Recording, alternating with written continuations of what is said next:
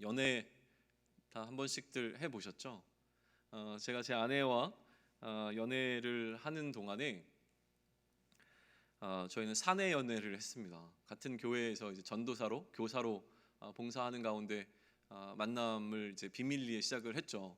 뭔가 여러분도 지금 비밀리에 만나고 계신 분들이 상당히 많은 걸로 알고 있습니다.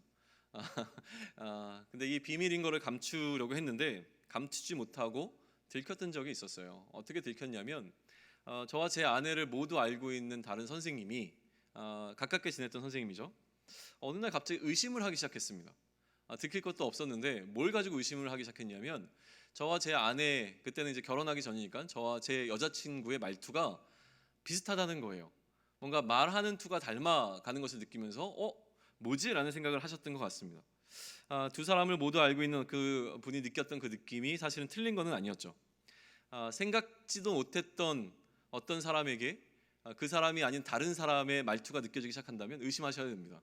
무언가 지금 뭔가가 생기고 있는 겁니다. 왜냐하면 굉장히 많은 시간 동안 사실은 대화를 나누거든요. 뭐 밤마다 전화하고 또 하여튼 이야기를 많이 나눈다 보니까 알게 모르게 두 사람이 닮아가는 것을 우리는 경험하게 되어지고요. 또 부부가 닮는다는 것도 그런 의미가 있는 것 같습니다. 시간이 지날수록 함께하는 시간이 지날수록 시간이 많아질수록 가까워지는 것 같아요. 죄송해요. 필성이 맞나요 혹시? 필성이가 다음 주가 입대 전 마지막인가요? 오케이. 갑자기 생각이 났습니다. 필성이와 제 말투가 닮아갔으면 좋겠다는 생각이 들어서였을까요? 그래요. 야고보랑 계속 지금 대화를 우리가 해나가고 있잖아요. 그러다 보니까 이제 조금은 야고보가 어떤 식의 화법을 갖고 있는지를 좀 알아갈 것 같은 느낌이 좀 듭니다. 야고보와 뭔가 좀 닮아가고 있다는 생각을 갖게 되어지는데요. 말투를 이해하는 것이 중요한 것은 무엇이냐면 그 말투가 말이 사실은 말을 지배하고 있는 것이 생각이기 때문에 그런 것 같아요. 우리가 무엇을 생각하느냐가 말을 통해서 나타나게 되어지는데 그렇기 때문에 이 말을 살펴보게 되면 생각의 흐름이 잡혀 나가게 되겠죠. 지금 야고보와 조금씩 익숙해져가는 과정 속에서 발견하게 되는 한 가지는 무엇이냐면 야고보는 굉장히 대조를 좋아한다는 생각이 듭니다. 이를테면 이런 대조예요. 높은 것과 낮은 것의 대조를 합니다. 그리고 빠른 것과 느린 것의 대조를 하고요. 또 뭐가 있을까요? 깨끗한 것과 더러운 것의 대조를 하나요? 상당히 많은 부분에서 지금 비교하고 대조하는 것을 통해서 그의 생각의 흐름들을 풀어내고 있는 것을 발견하게 되어집니다. 오늘도 야고보는 우리에게 이 본문 속에서 명령하고 있는데요. 이 명령 자체에서도 이러한 어떤 대조를 볼 수가 있는 것 같아요. 우선 어떤 명령을 하고 있는지부터 한번 살펴보시죠. 19절 우리 한 목소리로 다시 한번 읽을까요? 19절 자 읽습니다. 시작. 내 사랑하는 형제들아 너희가 알지니 사람마다 듣기는 속히 하고 말하기는 더디하며 성내기도 더디하라 라고 이야기를 합니다. 자 지금 야고보가 전하고 있는 명령은 세 가지예요. 첫째는 무엇입니까? 듣기는 속히 하라. 둘째는 뭐예요? 말하기는 더디하라. 세 번째는요, 성내기도 더디하라는 것입니다. 세 가지 명령이지만 사실은 두 가지로 크게 구분해 볼 수 있어요. 무엇입니까? 속히 할 것, 빨리 할 것과 더디게 할 것, 느리게 할 것 두 가지를 지금 구분하고 있는 것이죠. 속히 해야 하는 것은 무엇입니까? 듣는 것이고요. 더디해야 될 것은 무엇이에요? 말하는 것과 성내는 것은 좀 더디하라고 우리에게 명령하고 있습니다. 보통 이런 명령 혹은 권고하는 것들은 언제 하게 되나요? 이것도 여러 가지 케이스로 좀 나눠 볼 수 있는데 첫 번째는 이렇게 하는 것이 필요할 때 그렇게 하자라고 이야기하는 것이 첫 번째인 것 같아요. 뭔가를 하지 않고 있습니다. 할 필요성도 못 느끼고 있는 어떤 사람에게 이렇게 해야 된다라고 얘기할 때 첫 번째 우리는 이런 명령이나 권고를 하게 되어지죠. 두 번째는 무엇입니까? 우리가 이미 알고 있기 때문에 해야 하는데 하지 않고 있을 때 그것을 하라고 얘기하는 경우가 두 번째일 거예요. 마지막 세 번째는 뭘까요? 세 번째는 잘하고 있습니다. 잘하고 있는데 어떠한 상황이 오게 되면 이것을 잘 못하게 될 것이라고 하는 것을 감지하고 미리 경고를 주는 의미에서 잘 해야 된다라는 거죠. 제 아이가 차 조심을 잘 하고 있다는 걸 알아요. 그럼에도 불구하고 차 조심해라, 사람 조심해라, 뭐 이런 얘기들 하는 이유는 뭐예요? 위험한 곳에 가지 마라. 혹시라도 모를 위험에 빠지게 될 것을 경고하기 위해서 이런 명령을 주는 것으로 우리는 볼 수가 있는 것이죠. 근데 세 번째가 많아지게 되면 이 잘하고 있는 사람에게 뭔가 좀 위험을 경고하기 위해서 이런 얘기를 많이 하게 되면 잔소리가 되어지는 것은 분명한 것 같기는 해요. 어쨌든 우리가 야고보를 통해서, 야고보를 비롯해서 성경에서 어떤 명령들을 우리가 접할 때요, 이 명령들이 어떠한 카테고리, 앞에 얘기했던 이 세 가지 카테고리에 속하는가를 좀 다시 한번 살펴보는 것은 유익이 있습니다. 지금 듣기를 속히 하라고 이야기했잖아요. 이 듣기를 속히 하라고, 듣기를 빨리 하라라고 하는 이 명령을 우리는 세 가지로 나눠서 생각해 보면 여러 가지 가능성들이 보입니다. 첫 번째는 듣기를 속히 해야 될 필요성이 있었기 때문이라고 볼 수 있어요. 두 번째는 무엇입니까? 듣기를 속히 해야 하는데 듣기를 속히 하지 못하고 더디하고 있는 어떤 사람들을 향하여 그렇게 하면 안 된다는 의미에서 명령을 주었을 수 있습니다. 세 번째는 무엇이죠? 이미 듣기를 속히 하고 있는 사람에게 혹시 어떤 상황이 오게 되면 듣기를 더디할 수 있으니 그런 상황이 오더라도 듣기를 속히 해야 된다는 의미로 이야기를 했을 수가 있습니다. 말하기를 더디하라는 것은 더 분명하죠. 말을 천천히 하는 것을 알려줄 필요가 있었기 때문이기도 하지만 말하는 것을 천천히 하지 않고 이미 빨리 말하는 사람들이 누군가 있었기 때문일 수도 있습니다. 그리고 말하기를 더디해야 하는, 말하기를 빨리 해야 되는, 뭐라고 얘기하죠? 말을 지금은 천천히 하고 있지만 어떤 상황 가운데서 말이 빨라질 수 있는 충분한 가능성이 있기 때문에 그것을 미리 감지하고 얘기하는 것으로 살펴볼 수 있죠. 그러니까 지금 우리 앞에 놓여 있는 명령은요, 어떤 특정한 상황 속에서 이해하지 않으면 정확하게 이 명령이 왜 주어졌는지를 살펴보는 것은 쉽지 않습니다. 그러니까 명령이 주어진 상황 속에서 이 명령을 우리는 이해해야 된다는 것이죠. 왜냐하면 사실은 듣기를 더디해야 되는 상황도 있고 듣기를 빨리 해야 되는 상황도 있습니다. 또 말하기를 빨리 해야 되는 상황도 있고 말하기를 더디해야 되는 상황도 있다고 하는 것이죠. 더 구체적으로 말하면 사기꾼의 말은 빨리 들어야 됩니까? 더디 들어야 됩니까? 더디 들어야 합니다. 그러면 목사의 말은 빨리 들어야 합니까? 더디 들어야 합니까? 빨리 들으셔야죠. 그러면 사기꾼 목사의 말은 어떻습니까? 빨리 들으셔야 합니까? 아니면 더디 들으셔야 합니까? 목사가 아니었으면 사기꾼이 될 것 같았다는 이야기를 많이 듣습니다. 저 개인적으로는요. 이걸 기분 나빠해야 되는지 기분 좋아해야 되는지 사실은 잘 감을 잡지를 못했어요. 근데 긍정적으로 듣기로 했습니다. 긍정적으로. 왜냐하면 뭔가 제가 얘기를 하면 속는 것 같지만 동의가 되고 있는 거거든요. 내가 속는 것 같지만 어쨌든 속아 넘어가고 있는 느낌을 받는다는 것은 나쁜 것은 아닙니다. 설득이 되고 있는 것이죠. 단지 안타까운 것은 뭐냐면 여전히 이 속는다는 느낌을 갖고 있다는 겁니다. 이건 신뢰의 문제거든요. 근데 긍정의 힘으로 이 부분도 사실은 좀 넘어가기로 했습니다. 제가 세상적인 이야기를 하고 있지 않다고 믿기로 했어요. 세상적인 이야기를 한다면 사실은 이런 어떤 속음의 문제로 들리지는 않을 것 같아요. 세상적인 논리로 따지기는, 그러니까 세상적인 논리로 의하면 따르기는 굉장히 힘든 이야기를 지금 목사가 하고 있는데 그럼에도 불구하고 듣다 보면 왠지 해야 될 것 같은 마음의 동요가 일어나는 것.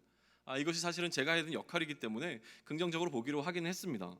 오늘도 함께 말씀을 나누는 가운데 그런 마음의 좀 동요들이 있었으면 좋겠어요. 뭔가 내가 좀 속고 있는 것 같긴 하지만 맞는 이야기를 한다라는 생각 속에서 마음의 갈등이 일어나고 그것을 통해서 고민할 수 있는 시간이 되면 좋겠습니다. 아무튼 명령은요, 그 명령 자체만으로 그 의미를 파악하기는 좀 어렵습니다. 명령이 주어진 상황과 반드시 연계해야지만 이 명령이 왜 주어졌는지를 이해할 수 있게 되어지는 것 같아요. 그런데 안타깝게도요, 지난 첫 시간에도 얘기했지만 야고보는 지금 그가 이야기하고 있는 이 상황이 어떤 상황인지에 대해서 구체적으로 설명을 잘 안 해요. 그러니까 이 상황을 우리는 유추해 보아야 하는 거예요. 그나마 다행인 것은 오늘 본문은요, 왜 이런 이야기를 하고 있는지 야고보가 좀 약간의 힌트를 주고 있어요. 그 힌트를 주고 있는 게 무엇이냐면 바로 세 번째 명령인 성냄에 관한 부분이에요. 성내는 게 뭡니까? 화를 내는 거잖아요. 듣기는 더디하는 것과 말하기를 빨리 하는 것, 듣기를 더디하고 있는 상황, 혹은 듣기를 빨리 해야 하고 또 말하기는 더디해야 하는 어떤 것은 지금 이 성내는 문제와 연결되어졌다고 지금 야고보는 이야기하고 있는 겁니다. 여러분은 언제 화가 나세요? 화가 난다 막 이런 개그 프로그램이 있었던 것도 기억이 나는데 언제 화가 나세요? 우리 삶 가운데서 언제 여러분은 가장 화가 납니까? 혹은 가장 최근에 화가 나셨던 적은 언제예요? 사실 저는 요즘 화를 굉장히 많이 참는 편입니다. 제가 갖고 있는 성품, 성깔이라고 해야 되나요? 그런 것들을 좀 억누르면서 화를 자제하려고 굉장히 노력하고 있는 가운데 있어요. 예를 들면 오늘도 매 순간마다 예전 같았으면 예전 성격 같았으면 욱했을 어떤 상황인데 굉장히 뭐랄까요? 마음의 평안을 찾아가면서 대하고 있습니다. 왜냐하면 너무 많은 상황들이 있으니까 일일이 다 대응을 못 하겠더라고요. 차라리 다 대응을 못 할 거니까 어떤 의미에서는 한편에서는 조금 내려놓게 되는 것 같은 경험들을 하게 되거든요. 이런 거예요. 오늘도 어떤 분이 저는 찾아오셔서 얘기하셨어요. 목사님, 주보에 왜 이게 안 들어갔나요? 이거는 지금 싸우자는 거거든요. 그냥 와서 목사님이 주보에 이게 빠졌으니까 이 내용이 들어가면 좋겠습니다라고 얘기하시면 될 텐데, 오자마자 얘기하는 건 그거예요. 왜 주보에 이게 빠졌습니까? 라고 얘기하는 건 뭐예요? 저의 잘못을 인정하라는 거예요. 근데 저는 제가 잘못됐다고 생각하지 않으면 그 순간부터 이제 불꽃이 튀기 시작하는 겁니다. 그런데 꾹 참았습니다. 기특하지 않습니까? 여러분이 분노하는 이유를 잘 생각해 보시면 좋을 것 같아요. 여러분은 언제 왜 분노하시나요? 나의 의로움이 느껴질 때, 내가 무언가 잘못한 게 아니라 의로움이 있다고 느껴질 때 우리는 기본적으로 분노하게 되어집니다. 자, 내가 약속을 잘 지킵니다. 그런데 나는 약속을 잘 지키지만 약속을 잘 지키지 않는 어떤 사람이 있으면 그 사람을 향해서 우리는 분노하게 되어집니다. 교통사고, 접촉사고가 났다고 생각을 해보세요. 누구 목소리가 더 큽니까? 덜 잘못했다고 여기는 어떤 사람, 나에게는 잘못이 없다고 하는 사람의 목소리가 커집니다. 그러니 일단 목소리를 크게 하고 오는 거예요. 왜요? 나의 잘못을 감추기 위해서요. 요즘은 이제 블랙박스라고 하나요? 그게 있기 때문에 그런 상황들이 잘 해결되고 있는 것처럼 보여지긴 하는데요.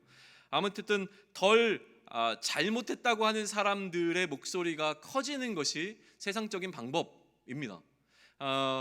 그런 의미에서 요즘 제가 가장 많이 생각하는 가운데 하나는 뭐냐면, 가장 의롭지 않은 분노 한 가지가 저에게는 좀 경험되어졌어요. 가장 의롭지 않은 분노는 뭐냐면, 부모가 되시면 알 텐데 부모가 자녀에게 하는 분노가 아닐까라는 생각을 했어요. 이런 거예요. 야, 너는 왜 방을 그 정도밖에 청소를 못하냐? 너는 공부를 그거밖에 못해? 막 이런 분노를 아예 하고 있는데, 생각해 보면 저도 뭐 그렇게 잘한 것 같지는 않거든요. 근데 마치 아이에게는 나는 어릴 때 그러지 않았다라고 하는 의로움을 전제로, 내가 네 나이였으면 다시 돌아간다면 그렇게 하지 않을 거다라고 하는 많은 착각 가운데서 아이를 대하고 있는 것을 느끼면서 요즘 아이를 향해서도 분노하지 않으려고 굉장히 많이 노력하고 있습니다. 뭐 분노해야 될 땐 분노해야 되겠지만요, 지금은 어쨌든 그래요. 근래에 많이 착해지고 있는 가운데 있습니다. 의로운 분노라고 하는 것도 있습니다. 대부분 우리가 얘기하는 의로운 분노라고 하는 것은 무엇일까요? 세상의 약자들을 향한 분노들입니다. 반드시 그곳에는 우리는 분노를 느껴야 하는 것은 맞습니다. 인권의 문제를 놓고 요즘 많은 사람들이 사실은 분노하고 있는 것도 맞고요. 인권의 문제를 놓고 우리가 함께 고민해야 되는 것도 맞는 것 같습니다. 야고보는 지금 이러한 성냄의 원인에 관해서 이야기를 좀 힌트를 주고 있기는 한데요, 조금 우리가 생각하는 것과는 다른 차원인 것 같습니다. 그걸 한번 살펴보시죠. 20절 전반부인데요, 20절 전체를 한번 보시죠. 뭐라고 기록되어 있습니까? 사람이 성내는 것이 하나님의 의를 이루지 못하기 때문이라고 설명합니다. 이게 굉장히 중요합니다. 이 한마디와 19절을 연결시켜서 이해할 필요가 좀 있는데요, 지금 야고보는 화를 내는 이유, 지금 화를 내고 있는 이유는 이 화를 내므로 말미암아 뭐가 가능해진다고 믿었기 때문이라고 설명합니까? 화를 내는 것을 통하여서 하나님의 의를 이룰 수 있다라고 믿었기 때문에 지금 화를 내는 겁니다. 야고보가 본 거는 그거였어요. 사람들이 막 화를 내고 분노하고 있습니다. 이 분노의 이유가 무엇으로 파악한 겁니까? 분노를 하고 있는 사람들은 내가 이렇게 분노하는 것이 마땅하다고 느꼈던 거예요. 이렇게 분노함으로 하나님의 의를 이룰 수 있다고 믿었던 것, 그것에 대해서 지금 야고보는 문제를 삼고 있습니다. 자, 지금 화를 내고 있는 사람들은요, 분노하고 있는 사람들은 하나님이라고 하는 기준은 분명하게 서 있었습니다. 하나님의 의를 이루기 위해서, 하나님께서 옳다고 하는 그 일을 이루기 위해서 나는 지금 분노하고 있다고 자신의 분노를 이야기했던 것 같습니다. 그리고 이 하나님이라고 하는 기준에 맞춰서 옳고 그름을 판단했고, 이 하나님이라고 하는 기준에 맞춰서 옳고 그름이 판단되어질 때에 옳지 않은 사람들을 향해서 분노하고 있는 상황이었다고 하는 것이죠. 어떤 예를 들면 좋을까요? 우리 가운데서 예배를 어떻게 드려야 되는지를 잘 알고 있는 사람이 있습니다. 예배를 잘 드리는 사람이 지금 예배를 잘 드리지 못하고 있는 어떤 사람들을 향해서 분노합니다. 예배 시간에 휴대폰을 보고 있는 사람을 향해서 어떻게 쟤는 예배 시간에 예배에 집중하지 않고 휴대폰을 보고 있을 수 있어? 라고 분노를 합니다. 예배 시간에 앞만 보고 집중하고 있는 어떤 사람들과 지금 옆 사람과 계속 얘기하고 있는 어떤 사람들은 그 사람을 바라보면서 얘기하는 거예요. 어떻게 예배 시간에 옆 사람과 이야기할 수 있지? 이것 때문에 분노하기 시작합니다. 제가 아는 여자 후배가 있는데요. 저희 학교가 기독교 학교였어요. 대학교 때인데 그래서 체포를 드립니다. 체포를 드리는데 사실은 신앙이 있는 친구들도 있고 신앙이 없는 친구들도 있잖아요. 그러니까 예배에 집중하고 체포 시간에 집중하면서 은혜를 받는 친구도 있는 반면에 뒤에 앉아가지고 막 떠들고 얘기하고 뭐 자고 숙제하고 이런 애들이 있었어요. 근데 제 여자 사람 후배는 그거를 못 참은 거예요. 못 참고 뒤에서 그런 사람이 있으면 발로 의자를 찹니다. 정신 차리라고. 굉장히 깡이 있는 후배였고 지금은 사모가 되어서 목회자의 사모로 그 교회가 어떨지 참 상상이 되긴 하는데요. 여러분들은 참으십시오. 여러분 주변에 있는 사람이 지금 휴대폰을 보고 있다고 혹은 옆 사람과 이야기하고 있다고 의자를 발로 차시면 안 됩니다. 우리가 하나님 편에 서 있으면 서 있을수록 혹은 내가 하나님 편에 더 가깝게 서 있다고 느끼면 느낄수록 사실은 우리는 그렇지 못하는 사람들을 향하여 분노하게 되어집니다. 자, 이 분노에 대해서 여러분은 어떻게 생각하세요? 신앙이 좋은 사람들이 신앙의 형편을 따르지 않는 어떤 사람들을 향하여 분노하는 것은 어떻게 보면 있을 수 있는 일인 것 같아요. 저는 그럴 수 있다고 믿습니다. 아니요, 때로는 그래야 한다고 믿습니다. 우리는 세상을 향해서 여전히 세상 가운데 놓여있는 어떤 사람들 향하여 우리 마음 가운데 분노함이 일어나지 않으면 이것이 우리를 움직이는 동력이 되지 못하는 것을 때로는 느끼게 되기 때문에 그렇습니다. 그런데 오늘 야고보는요, 오히려 이렇게 불의함을 참지 못하고 하나님의 의를 위하여 이 땅의 불의를 향하여 분노하고 있는 어떤 이들을 향해서 듣기를 속히 하고 말하기를 더디하며 성내기를 더디하라고 명령하고 있습니다. 자, 이 상황을 어떻게 받아들이면 되겠습니까? 하나님의 의를 위하여 이 세상을 향하여 분을 내고 있는 사람들, 그 사람들을 향해서 너희는 그러면 안 된다라고 뭔가 얘기하고 있는 야고보의 이야기를 우리는 어떻게 받아들여야 하는가라고 하는 것입니다. 우선 이것부터 한번 생각해 보시죠. 듣지 않고 듣기를 속히 하지 않는다는 것은 듣기를 더디한다는 것이고, 다른 얘기하려 한다면 귀를 막고 듣지 않는다는 얘기죠. 다 듣지 않는 사람이 있고 말하기만 하는 사람이 있습니다. 이 사람들은 언제 특징 지어지냐면 분노하고 있는 사람의 특징이에요. 화를 내고 있는 사람은 다른 사람의 이야기를 듣지 않습니다. 화를 내고 있는 사람들은 자신이 해야 되는 이야기를 빨리 말하려고 합니다. 이게 지금 화가 가득 차 있는 사람이 보이게 되는 가장 특징적인 형태라고 하는 것인데요. 화가 나 있을 때 절대 다른 사람의 말이 우리가 들리지 않습니다. 우리가 다 경험하지 않습니까? 다른 사람이 말을 하고 있는 동안에 내가 저 사람의 말을 어떻게 반박할 것인가, 내가 해야 되는 말만 생각하지 사실은 그 사람의 말을 받아들이기 위해서 준비하지 않는다고 하는 겁니다. 설교를 듣는 이 순간에도 그런 것을 경험하는 사람들이 있을 거예요. 설교자와의 관계가 불편하면요, 사실은 성경이 무엇을 이야기하고 있는가 보다 저 설교자의 논리의 허점이 무엇인가, 지금 말하고 있는 것 가운데 틀린 것이 무엇인가를 찾으려고 노력합니다. 그러니 안 들립니다.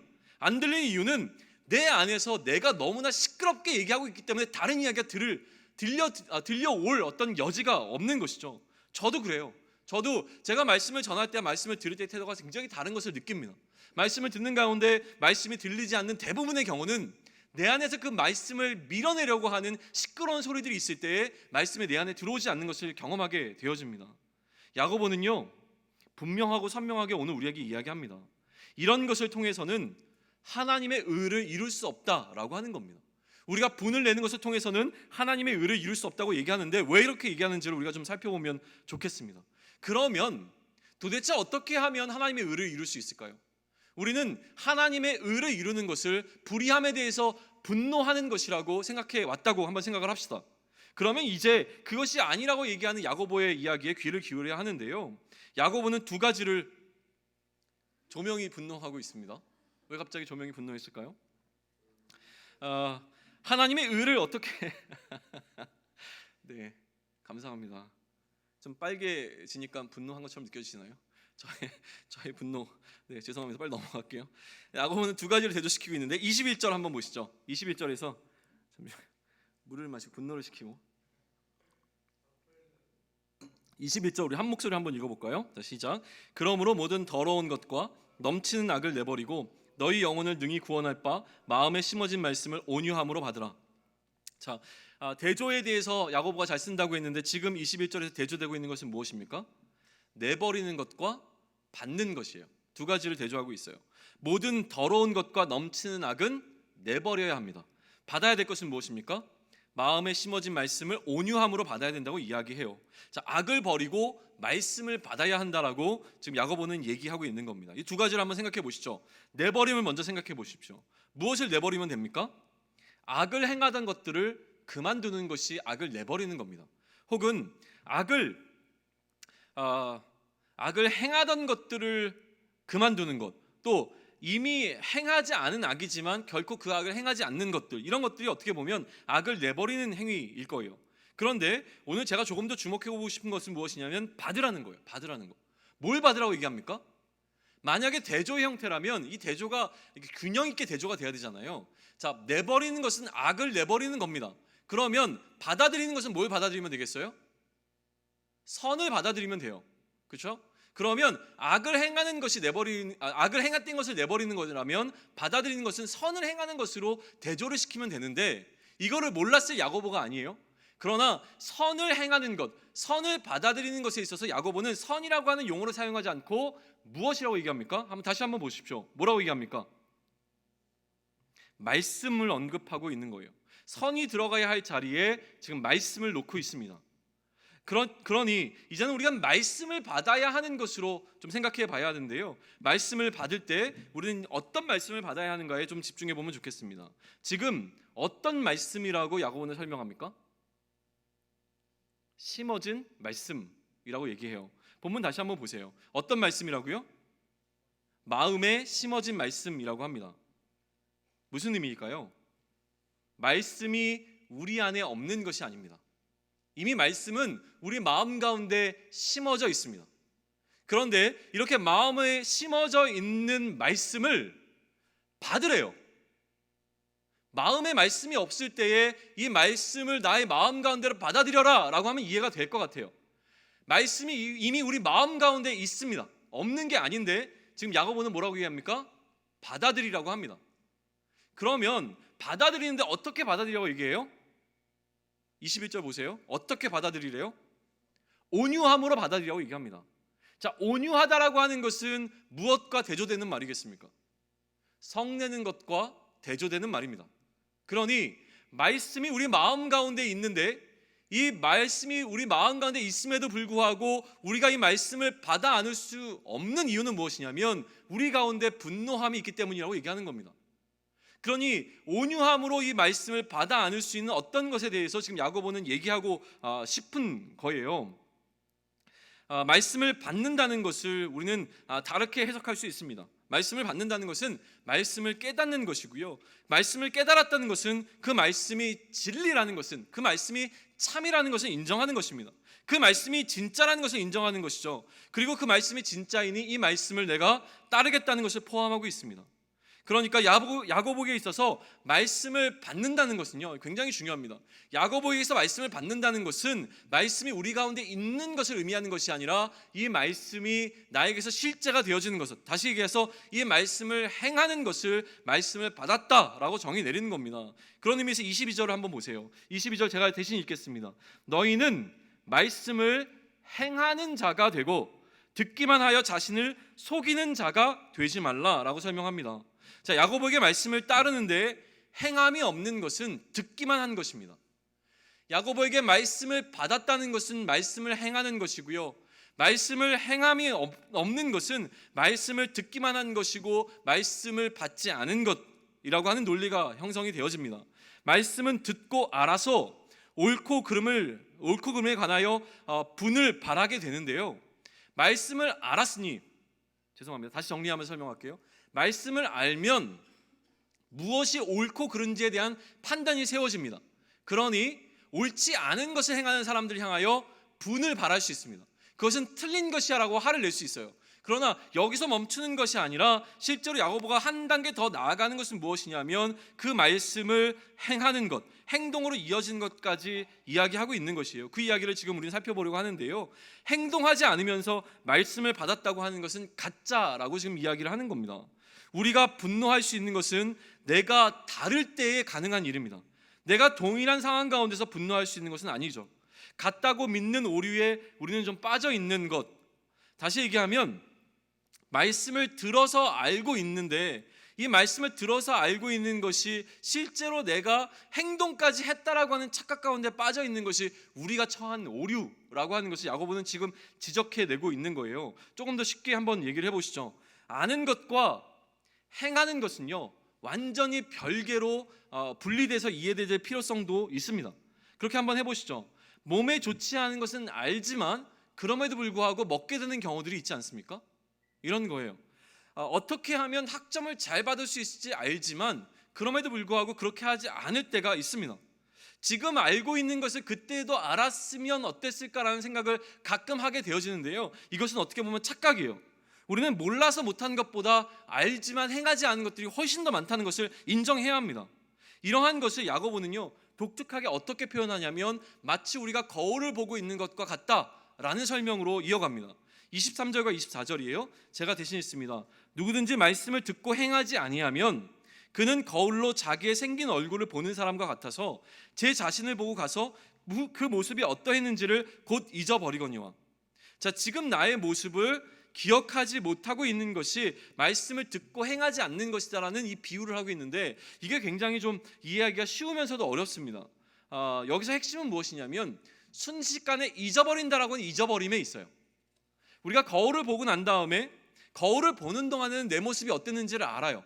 그런데 거울을 보지 않는 순간 내 모습에 대해서 잊어버리게 됩니다. 여러분들은 안 그러시나요? 한번 테스트 한번 해보세요. 거울을 봤을 때는 내가 이렇게 생겼지 라고 압니다. 그런데 거울로부터 등을 돌리는 그 순간 내 모습이 어땠지라고 구체적으로 내 모습이 떠오르지 않아요. 우리 기억력이 한계인 것이죠. 그나마 기억력이 좋은 사람들은 거울을 덜 볼 수 있을지 모르겠지만 어쨌든 거울을 자꾸 들여다보는 사람이 있으면 그 사람의 기억력에 대해서 한번 물어볼 필요는 있을 것 같아요. 야고보의 대조가 여기서부터 시작이 됩니다. 뭐냐면 거울을 들여다보지 아니하는 자를 이야기를 해요. 그러니까 거울을 들여다보지 않는 어떤 사람이 있는데 이 사람이 들여다보고 있는 것이 있습니다. 그것이 무엇이냐면 25절이에요. 25절 한번 보십시오. 자유롭게 하는 온전한 율법을 들여다보고 있는 자는 듣고 잊어버리는 자가 아니요 실천하는 자니 이 사람은 그 행하는 일에 복을 받으리라 라고 합니다. 자, 자유롭게 하는 온전한 율법이라고 하는 말이 등장을 했어요. 거울이라고 하는 것에 상응하는 말이 무엇입니까? 이 자유롭게 하는 온전한 율법이에요. 근데 이거를 설명하려면 사실은 이것만 따로 거의 1시간, 2시간 이상 설명을 해야 될 거예요. 근데 오늘은요 그 부분을 이야기하지는 않을게요. 오늘 이야기하고 싶은 것은 무엇이냐면 거울과 대조되는 것을 말씀이라고 생각을 하십시오. 거울과 대조되는 것이 무엇입니까? 말씀입니다. 말씀. 우리의 초점은요 지금 잊어버리는 것에 있어요.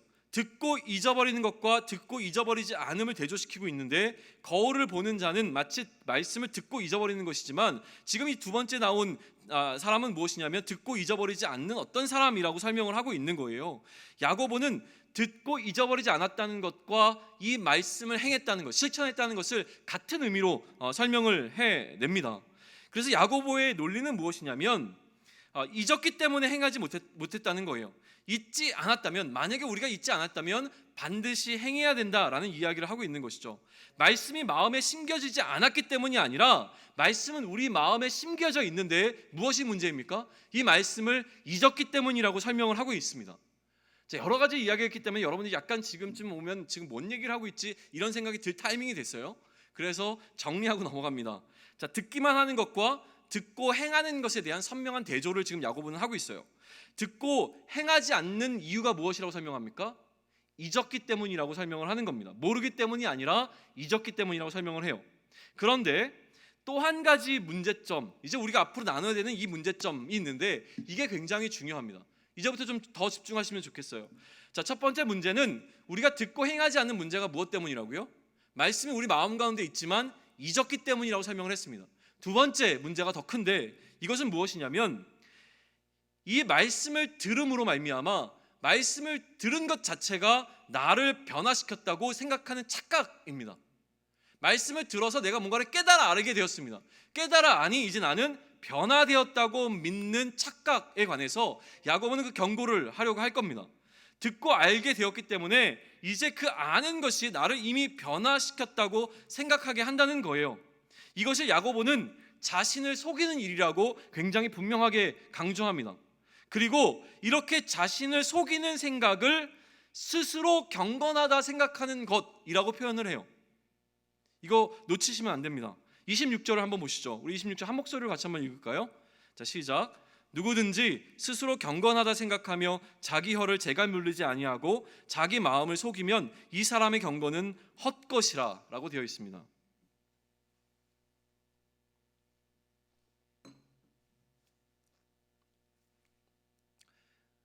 경건이라고 하는 단어가 나왔는데요, 여기서부터 우리는 다시 출발해야 됩니다. 경건이란 무엇일까? 라고 하는 건데, 야고보가 지금 사용하고 있는 경건이라는 말은요, 우리가 일반적으로 알고 있는 경건이라는 말과는 조금 더 구별돼야 돼요. 지금 야고보가 사용하는 경건이라고 하는 원래 단어는 다른 곳에서는 어떻게 번역이 되냐면 종교라는 말로 번역이 됩니다. 종교. 사도행전에서는 종교라는 단어로 번역되었고요, 또 다른 골로새서에서는 숭배라는 단어로 번역이 되어졌어요. 숭배. 그러니까 지금 무엇을 지금 야고보가 사용하는 경건이라는 단어는 경건으로 번역되어 있지만 실제로는 무언가 좀 종교적인 의미를 담고 있고 무엇인가를 숭배하는 신앙을 담고 있는 단어라고 생각하시면 될 것 같아요. 그러니까 이 단어는 언제 사용되냐면, 하나님은 한 분이시니까 우리는 굳이 종교라는 말을 할 필요가 없는데 다른 여러 종교들과 비교할 때에 우리가 믿고 있는 종교를 얘기하는 것을 이야기할 때 이 단어를 쓰게 되어집니다. 다시 얘기하면 지금 야고보는 경건이란 단어를 무언가 구별됨을 나타낼 때 사용하고 있는 거예요.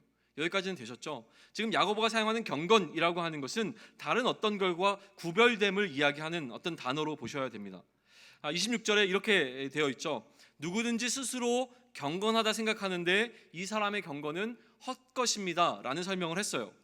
자, 무엇이냐면 스스로 경건하다고 생각하는 것은 스스로 우리가 다른 사람들과 구별되어 누구에게 하나님께 속한 자라고 하는 것을 믿고 있는 것을 이야기합니다. 내가 스스로 하나님께 속해 있다고 생각하는 것이 나는 경건하다라고 생각하는 것이라고 야고보는 얘기하는 거예요. 그런데 이 사람의 경건이 헛것이라고 하는 것은 무엇입니까? 그렇게 그가 하나님께 속해 있는 자라고 믿고 있는 그것이, 하나님께 속해 있는 자라고 이야기하는 것이 가짜라고 하는 것입니다. 가짜라고 하는 것이 판명될 때 우리가 느끼는 두려움과 불안함이 있습니다. 우리는요, 그리스도인이 된 자들입니다. 우리가 그리스도인이 된 것이 진짜입니까? 가짜입니까? 우리는 진짜라고 생각합니다. 그런데 어느 순간 신앙생활을 하면서 우리에게 들어오는 문제는 무엇입니까? 점차 우리는 그리스도인이 되는 법을 배우는 것, 그리스도인을 어떻게 살아야 하는가를 배우는 것이 아니라 그리스도인처럼 어떻게 보일 것인가에 대한 것을 더 많이 습득하게 된다는 생각을 자꾸자꾸 하게 되는 것 같아요. 어느 순간부터 그리스도인처럼 행동하고 말하는 법을 배워가기 시작합니다. 이런 방법을 그렇지 않음을 향하여서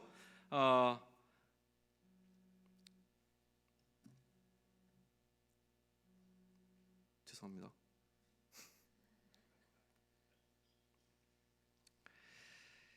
그리스도인이 되는 법을 배워가는데요, 우리가 뭔가 그리스도인처럼 행동하고 말하는 법을 배워가는데 어떻게 하면 그렇지 않은가를 좀 설명해야 되는데, 그것을 위해서 지금 야고보가 첫 번째 얘기하는 것이 혀의 재갈을 무는 것에 관한 이야기예요. 말하는 상황에 대해서 한번 생각해 보십시다. 우리가 그리스도인이 되었는데 우리가 그리스도인이 되었어요. 그리스도인이 되어서 지금 진경에 굉장히 많은 말을 하고 있어요. 많은 말을 하는 이유가 뭐겠어요? 많은 말을 하는 이유는 내가 말할만 하다고 믿게 되어지는 어떤 것들이 내 안에 있기 때문입니다. 다시 얘기하면 내 안에 어떤 의가 쌓이기 시작한 겁니다. 내 안에 공로가 쌓이기 시작했을 때 우리는 그리스도인으로서 할 수 있는 여러 가지 이야기들을 하게 됩니다. 지금 야고보는 그 부분을 지적하고 있는 거예요. 우리가 지금 화를 내고 있고 분노하게 되는 어떤 그 이면에는 내가 나름대로 죄인이라고 하는 생각에서 벗어나 의롭다고 여겨지는 어떤 것들이 있기 때문에 이제는 그러한 악을 행하는 사람들을 향하여 분노하게 된다라고 하는 설명을 하고 있는 것이죠. 그런데 야고보는 이 모든 것이 스스로 생각하는 것이라고 설명을 해요. 이게 중요합니다. 스스로라고 하는 것은 타인에게 인정받지 못함을 이야기하고 있어요. 스스로라고 하는 것은 남에게 지지받지 못하는 생각을 이야기하는 겁니다. 그렇다면 다른 사람에게 지지받는 참된 경건이 무엇인가를 우리는 빨리 습득해야 합니다. 자, 지금 스스로 나는 하나님께 속해 있는 자야 라고 이야기하는 것은 아무 의미가 없다고 하는 것이고요, 사람들이 나로 하여금 내가 하나님께 속한 자라고 하는 것을 인정해야 하는데 이게 필요한데요, 이게 어떻게 하면 될 것인가 라고 하는 것을 우리는 궁금해해야 합니다. 그게 바로 27절의 내용입니다. 27절 우리 한 목소리 한번 읽어볼까요? 자, 시작. 하나님 아버지 앞에서 정결하고 더러움이 없는 경건은 곧 고아와 가부를 그 환난 중에 돌보고 또 자기를 지켜 세속에 물들지 아니하는 그것이니라. 아멘. 야고보는요, 하나님 앞에서 정결하고 두려움이 없는 경건에 관하여 두 가지를 설명합니다. 첫 번째는 무엇입니까? 첫째, 고아와 가부를 그 환난 중에서 돌보는 것, 그것이 바로 경건이라고 이야기합니다. 두 번째는 무엇입니까? 자기를 지켜 세속에 물들지 않는 것이 경건이라고 얘기합니다. 다른 이야기로 하면 우리가 고아와 가부를 그 환난 중에 돌볼 때에 사람들은 우리가 하나님께 속한 자라고 하는 것을 인정하게 될 것이라고 하는 겁니다. 또 한 가지는 무엇입니까? 우리가 세속에 물들지 않고 우리 자신을 지켜낼 때 세상은 우리를 향하여 우리가 하나님에 속한 자라고 하는 것을 인정하게 될 것이라고 하는 것을 이야기하는 것이죠. 첫 번째는 우리가 이웃을 어떻게 대할 것인가와 관련된 태도에 있습니다. 말이 꼬였습니다. 첫 번째는 우리가 이웃을 어떻게 대할 것인가라고 하는 태도와 관련이 있습니다. 두 번째는 내가 나를 어떻게 관리할 것인가와 관련되어져 있다고 하는 것이죠. 첫 번째와 두 번째를 간단하게 살펴보겠습니다. 첫 번째는 무엇이었습니까? 고아와 과부를 그 환난 중에 돌보는 것입니다. 자, 이웃을 향하는 것, 이웃을 향하여 우리의 마음을 쏟아내는 것, 이웃을 향하여 우리의 행함을 나타내는 것이 어찌 고아와 과부를 돌보는 것에만 해당되겠습니까? 지금 야고보는 이 이야기를 왜 꺼냈냐면 이 야고보가 편지를 전하고 있는 공동체 가운데 가장 큰 문제는 이들이 고아와 과부를 돌보지 않았음이라고 하는 것에 집중하고 있는 겁니다. 만약에 야고보가 우리 공동체를 향하여서 혹은 저를 향하여서 이야기를 한다면 어떠한 이야기를 할까에 우리는 집중해 봐야 합니다. 각자가 다를 거예요.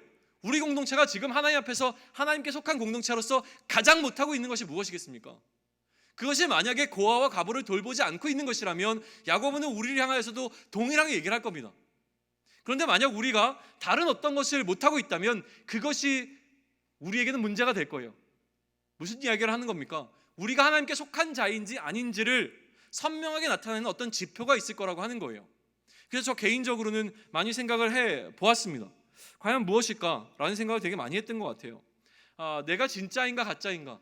내가 정말 하나님께 속하여 있는 자인가 아닌가?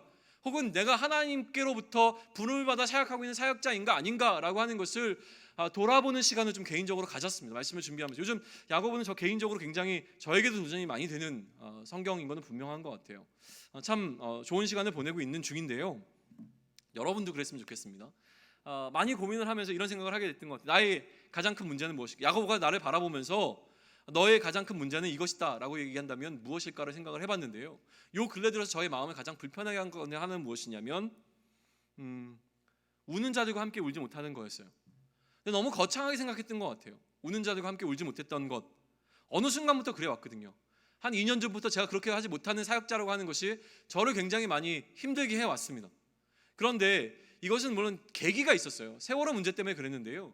세월호 문제를 넘어서서 조금 더 저를 돌아보면서 왜 그러지 못할까를 자꾸 생각을 했는데 언제부턴가 저는 제 문제에 집중했던 것 같아요. 제가 훨씬 더 중요했습니다.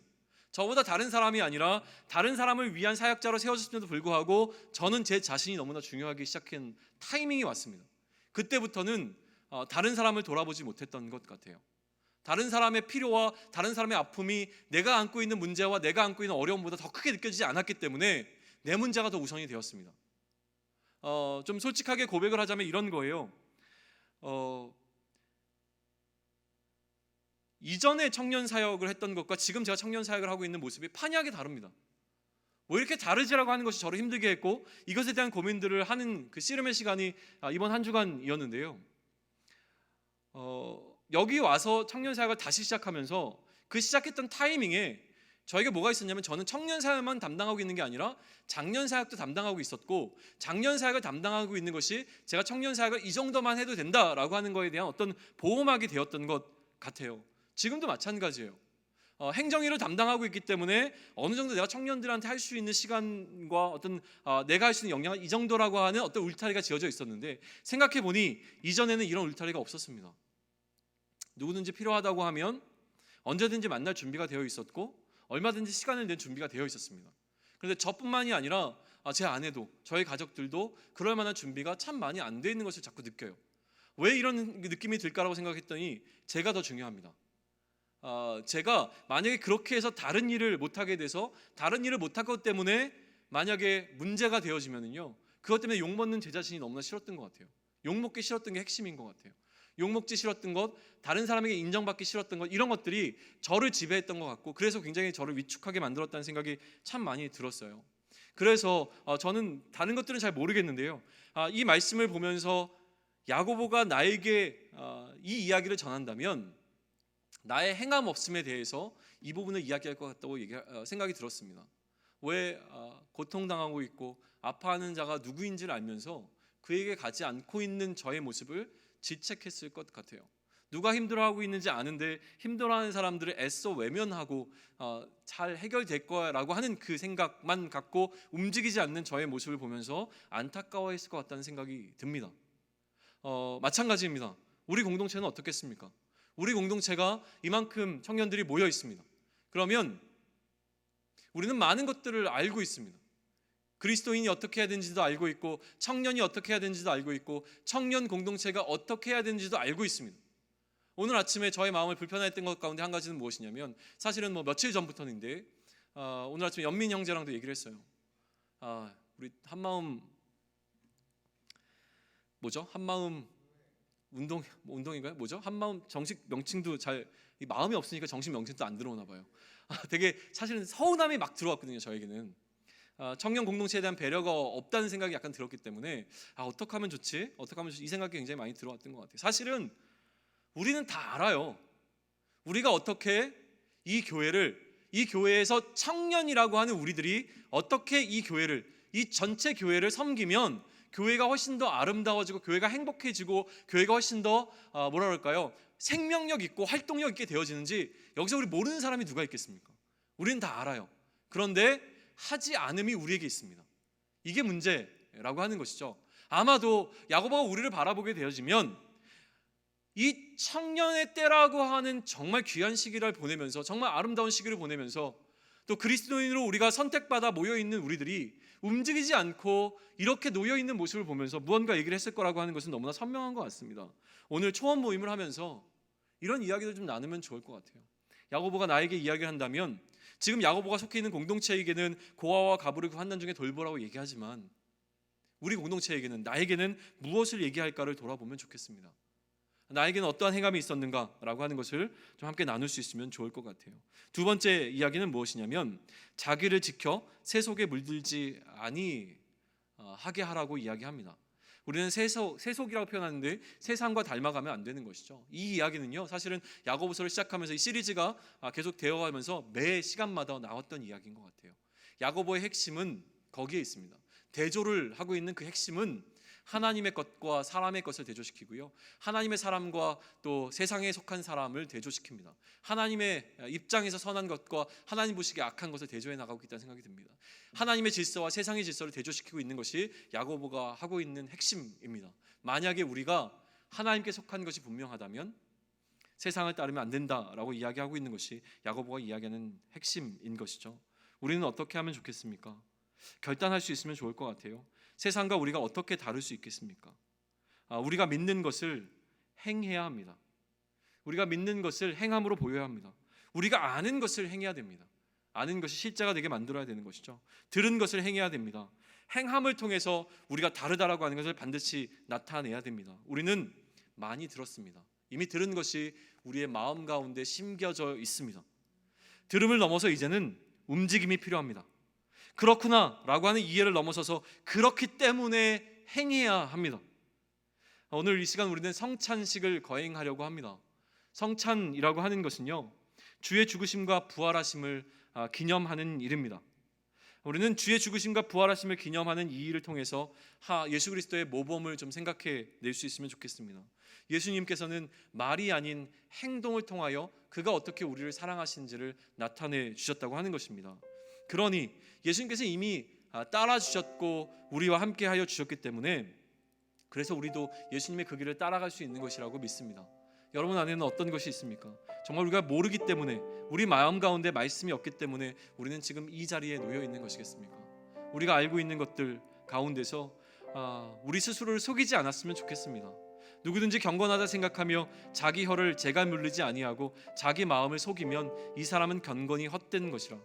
하나님 아버지 앞에서 정결하고 더러움이 없는 경건은 곧 고아와 과부를 그 환난 중에 돌보고 또 자기를 지켜 세속에 물들지 아니하는 그것이라 라고 설명을 하고 있기 때문에 그렇습니다. 오늘 이 시간 우리 성찬을 나누면서 다시 한번 하나님 앞에서 또 그리스도의 죽으심과 그 십자가를 묵상하면서 나아갈 수 있으면 좋겠습니다.